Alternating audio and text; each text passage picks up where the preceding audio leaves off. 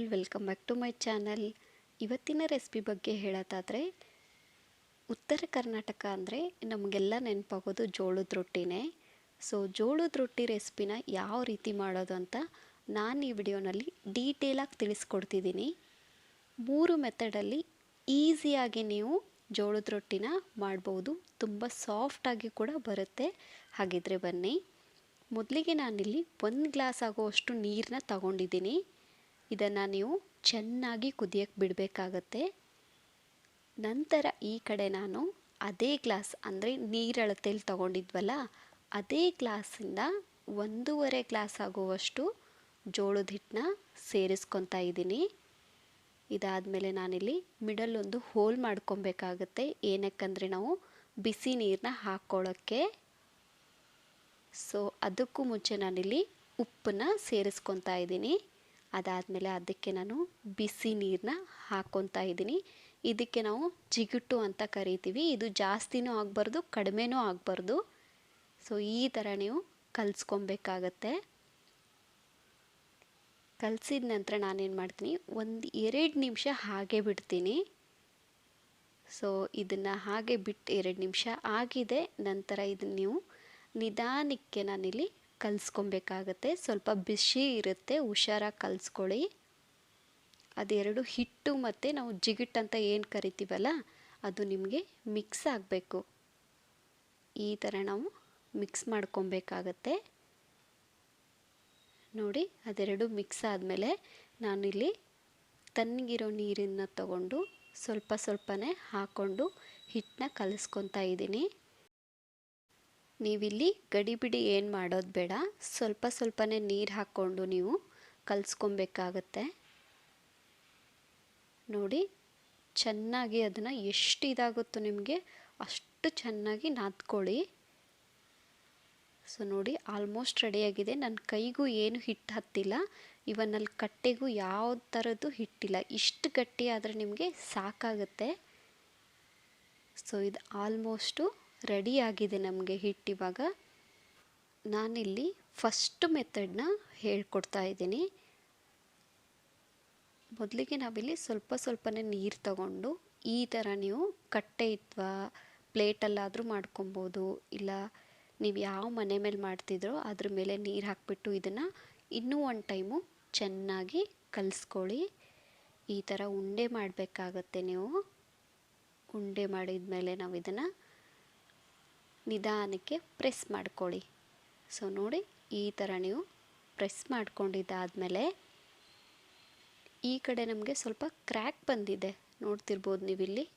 ಆ ಥರ ಕ್ರ್ಯಾಕ್ಸ್ ಎಲ್ಲೂ ಇರಬಾರ್ದು. ಆವಾಗ ನಾವು 2 ಕೈ ಯೂಸ್ ಮಾಡಿಕೊಂಡು ಈ ಥರ ನಾವು ಮಾಡ್ಕೊಬೇಕಾಗತ್ತೆ. ಸೊ ಈ ಥರ ಮಾಡೋದ್ರಿಂದ ನಮಗೆ ಎಲ್ಲೂ ಕ್ರ್ಯಾಕ್ಸ್ ಬರಲ್ಲ. ಸೊ ನೋಡಿ, ಇಲ್ಲಿ ನನಗೆ ಒಂದೇನೋ ಒಂದು ಕ್ರ್ಯಾಕ್ಸು ಕಾಣಿಸ್ತಿದೆ, ಅದನ್ನು ನಾನು ಕೈಯಿಂದ ಈ ಥರ ಕ್ಲೋಸ್ ಮಾಡಿದೆ. ಆಯಿತು, ಇವಾಗ ಇದು ತಟ್ಟಕ್ಕೆ ರೆಡಿ ಆಗಿದೆ. ಸೊ ಸ್ವಲ್ಪ ಜೋಳದ ಹಿಟ್ಟು ಈ ಥರ ಉದುರಿಸ್ಕೊಂಡು ಅದ್ರ ಮೇಲನ್ನ ಮಾಡಿರುವಂಥ ಉಳ್ಳೆನ ಇಟ್ಕೊತಿದ್ದೀನಿ. ಇಟ್ಕೊಂಡು ಲಟ್ಟಣಿಗೆ ತಗೊಂಡು ನೀವು ಉದ್ಕೊಬೇಕಾಗತ್ತೆ. ಸೊ ನಿಧಾನಕ್ಕೆ ಉದ್ಕೊಳ್ಳಿ. ಫಸ್ಟ್ ಟೈಮ್ ಇರೋದ್ರಿಂದ ನಿಮಗೆ ಸ್ವಲ್ಪ ಕಷ್ಟ ಅನಿಸ್ಬೋದು. ನೋಡಿ, ಇಷ್ಟು ಉದ್ದೋದ್ರಿಂದ ತುಂಬ ಈಸಿಯಾಗಿ ನೀವು ರೊಟ್ಟಿನ ಮಾಡ್ಬೋದು. ನೋಡಿ, ಎಷ್ಟು ದೊಡ್ಡದು ಬೇಕೋ ನೀವು ಅಷ್ಟು ದೊಡ್ಡದು ಉದ್ಕೊಬೋದು. ರೊಟ್ಟಿ ನಿಮಗೆಲ್ಲೂ ಹರಿಯಲ್ಲ, ಏನೂ ಆಗಲ್ಲ.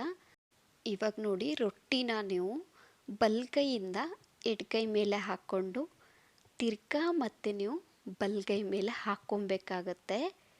ಸೊ ನಾನು ಅದಕ್ಕೆ ನಿಧಾನವಾಗಿ ತೋರಿಸ್ತಿದ್ದೀನಿ. ಈ ಥರ ನಿಮಗೆ ತಿರ್ಚಿ ಹಾಕ್ಕೊಬೇಕಾಗತ್ತೆ. ಹಿಟ್ಟು ಕೆಳಗಡೆ ಇರೋ ಫೇಸು ನಿಮಗೆ ಮೇಲ್ಗಡೆ ಬರಬೇಕು. ಸೊ ಆ ಥರ ನೀವು ರೊಟ್ಟಿನ ಹಾಕ್ಕೊಬೇಕಾಗತ್ತೆ.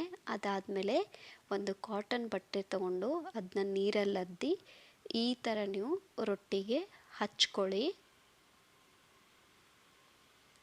ಹಚ್ಕೊಂಡಿದ್ದಾದ 1-2 ನಿಮಿಷಕ್ಕೆ ನೀವು ತಿರ್ಚಿ ಹಾಕ್ಕೊಬೇಕಾಗತ್ತೆ. ನೋಡಿ, ಅದೆರಡೂ ಕಡೆ ಬಂದಿದೆ. ಈ ಥರ ನೀವು ಇನ್ನೂ ಒಂದು ಕಾಟನ್ ಬಟ್ಟೆ ತಗೊಂಡು ಇಷ್ಟು ಪ್ರೆಸ್ ಮಾಡಿದರೆ ಸೊ ರೊಟ್ಟಿ ಇಲ್ಲಿ ನಮಗೆ ರೆಡಿ ಆಯಿತು. ನೋಡಿ ಎಷ್ಟು ಚೆನ್ನಾಗಿ ಬಂದಿದೆ ಅಂತ. ನಾನಿವಾಗ ನಿಮಗೆ ಎರಡನೇ ಮೆಥಡ್ನ ತೋರಿಸ್ಕೊಡ್ತೀನಿ. So same procedure. ಮೊದಲಿಗೆ ಸ್ವಲ್ಪ ನೀರು ಹಚ್ಬಿಟ್ಟು ಚೆನ್ನಾಗಿ ಉಂಡೆನ ಈ ಥರ ಮಾಡ್ಕೊಬೇಕಾಗತ್ತೆ ರೊಟ್ಟಿದು.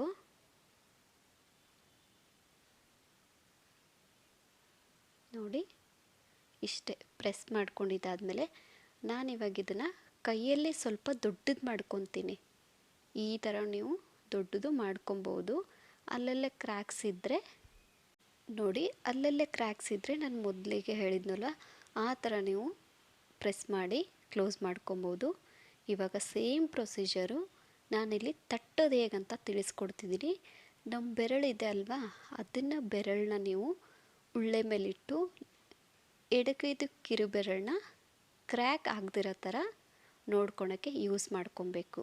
ಸೊ ಇದು ಬೆರಳು ಬಂದು ನಿಮಗೆ ರೊಟ್ಟಿನ ದೊಡ್ಡದು ಮಾಡೋಕ್ಕೆ, ಕಿರುಬೆರಳು ಬಂದು ನಿಮಗೆ ರೊಟ್ಟಿಯಲ್ಲಿ ಯಾವುದೇ ಕ್ರ್ಯಾಕ್ ಬರ್ದಿರಲಿ ಅಂತ.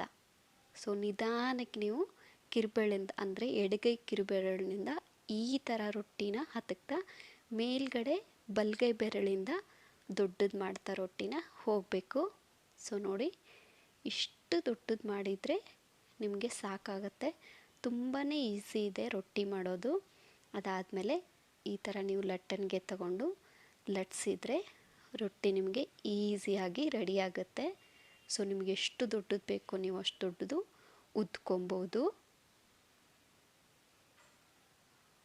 ನೋಡಿ ರೊಟ್ಟಿ ಹಾಕೋದು ಸೇಮ್ ಪ್ರೊಸೀಜರು. ಇಲ್ಲಿ ನಾನು ಅದೇ ರೊಟ್ಟಿ ಹಾಕ್ಬಿಟ್ಟು ಈ ಥರ ನೀರು ಹಚ್ಚಿ, ನೀವಿಲ್ಲಿ ನೀರು ಹಚ್ಚಿದ ಮೇಲೂ ತಿರ್ಚಿ ಹಾಕೋದನ್ನು ಲೇಟ್ ಮಾಡೋಕ್ಕೆ ಹೋಗಬೇಡಿ. ಸೊ ಲೇಟ್ ಆದರೆ ರೊಟ್ಟಿ ಉಬ್ಬೋದು ಕಷ್ಟ ಆಗಿಬಿಡುತ್ತೆ ನಿಮಗೆ, ಮತ್ತು ರೊಟ್ಟಿ ಒಂಥರ ಕ್ರ್ಯಾಕ್ ಬರುತ್ತೆ ರೊಟ್ಟಿ ಮೇಲೆ. ಈ ಥರ ನೀವು ಬೇಗನೆ ಹಾಕಿದರೆ ಚೆನ್ನಾಗಿ ಉಬ್ಬಿ ಬರುತ್ತೆ ರೊಟ್ಟಿ.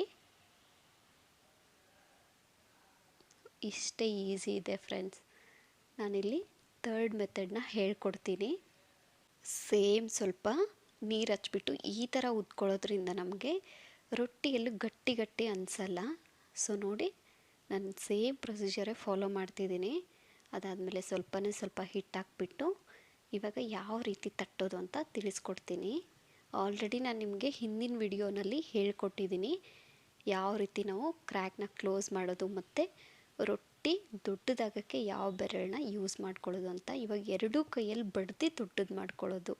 ನಾವು ಎಡಗೈಯಿಂದ ಸ್ವಲ್ಪನೇ ಸರಿಸ್ತಾ ಬಲಗೈಯಿಂದ ಹಿಂದೆ ತಗೊಬೇಕು.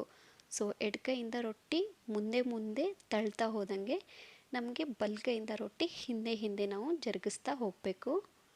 ಸೊ ನೋಡಿ ಎಷ್ಟು ಈಸಿಯಾಗಿ ನಾವು ರೊಟ್ಟಿನ ಮಾಡಬಹುದು ಅಂತ. ನೋಡಿ ನಾನು ರೊಟ್ಟಿನ ಹಂಚ್ ಮೇಲೆ ಹಾಕ್ಕೊಂಡು ಈ ಥರ ನಾನು ಕಾಟನ್ ಬಟ್ಟೆಯಿಂದ ನೀರನ್ನ ರೊಟ್ಟಿಗೆ ಹಚ್ಕೊತಾ ಇದ್ದೀನಿ. ಸ್ವಲ್ಪ ನೀವು ಫ್ಲೇಮ್ನ ಲೋ ಅಲ್ಲೇ ಇಟ್ಕೊಂಡು ಮಾಡಿ ಎಲ್ಲ ರೊಟ್ಟಿನೂ. ಫಸ್ಟು ನೀವೇನಾದರೂ ಟ್ರೈ ಮಾಡಬೇಕಂದ್ರೆ ಲೋ ಫ್ಲೇಮಲ್ಲೇ ಇಟ್ಬಿಟ್ಟು ಎಲ್ಲ ರೊಟ್ಟಿನೂ ಮಾಡ್ಕೊಳ್ಳಿ. ಈ ಥರ ನಿಮಗೆ ರೊಟ್ಟಿನೂ ಉಬ್ಬಿ ಬರುತ್ತೆ, ಚೆನ್ನಾಗಿರುತ್ತೆ. ಸೊ ನಿಮಗೆ ಆಲ್ರೆಡಿ ಗೊತ್ತು ಎಷ್ಟೊಂದು ಬೆನಿಫಿಟ್ಸ್ ಇದೆ ಜೋಳದ ರೊಟ್ಟಿಯಿಂದ ಅಂತ. ಹಾಗಿದ್ರೆ ಯಾಕೆ ಲೇಟು, ಇವಾಗಲೇ ಹೋಗಿ ಟ್ರೈ ಮಾಡಿ. ರೆಸಿಪಿ ಹೇಗಿತ್ತು ಅಂತ ಕಮೆಂಟ್ ಸೆಕ್ಷನಲ್ಲಿ ಕಮೆಂಟ್ ಮಾಡೋದನ್ನು ಮರಿಬೇಡಿ. ಇದೇ ಥರ ನನ್ನ ವಿಡಿಯೋಗೆ ಸಪೋರ್ಟ್ ಮಾಡ್ತಾಯಿರಿ. And thank you for watching.